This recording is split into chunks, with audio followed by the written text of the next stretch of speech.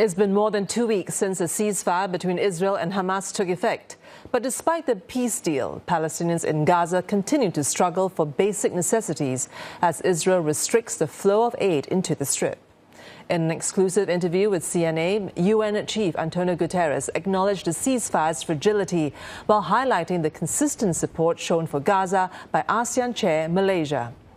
With conflicts worldwide testing multilateral diplomacy, Mr. Guterres defended the UN's credibility while admitting that the Security Council has often been paralyzed on key issues. However, he says the problem lies not within the UN, but in the deep divisions among the world's major powers. Well, this ceasefire is, first of all, an extraordinarily positive achievement. I mean, we have seen the horrible tragedy of suffering of the people in Gaza. That was absolutely horrendous. And so to stop the war was in itself an extremely positive thing, as it was extremely positive the release of hostages that were living in horrible circumstances. And the fact that even still with the difficulties and obstacles here and there is an improvement in humanitarian aid to the people of Gaza. But all this is fragile. And all this is to a certain extent incomplete. So we absolutely need to make sure that the ceasefire is maintained and that everybody abides by the so-called first phase of the agreement. And then prepare the way for a second phase that we hope will lead to recognition of the right of the Palestinian people to self-determination and statehood. And here I would like to pay tribute to Malaysia. Malaysia has been very consistently supportive of the rights of the Palestinian people.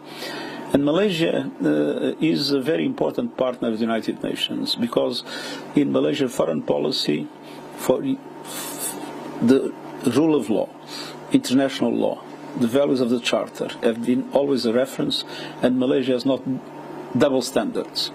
And in a world in which there is so many cynicism and so many double standards, Malaysia is a very important positive example. So conflicts in Gaza and Ukraine, they continue to test multilateral diplomacy. How do you defend the UN's credibility when some skeptics say that the Security Council resolutions are being ignored? But you need to separate the Security Council from the rest of the UN. The UN is the work of the humanitarian agencies that have rescued hundreds of thousands of lives. The UN is a strongly committed entity in relation to climate action. The UN has been pushing for the Sustainable Development Goals to eradicate poverty and eradicate hunger. The UN has been extremely active in different aspects of health. 45% of the vaccination is done through the UN, with, of course, our partners. So the UN has an enormous set of activities that are extremely positive. Now we are involved in artificial intelligence, again in a positive way. It is true that the Security Council is largely paralyzed in relation to the key issues, of course. Other aspects can be solved, but the key issues, there is this paralysis.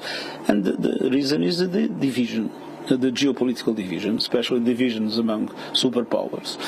But that is not a problem of the UN. It's a problem of the divisions of the superpowers. So people should call a spade and attribute responsibilities to those that have responsibilities. And indeed, we need the reform of the Security Council. We have in the Security Council 3 European permanent members. No African, no Latin America, 1 Asian. This doesn't correspond to the world of today.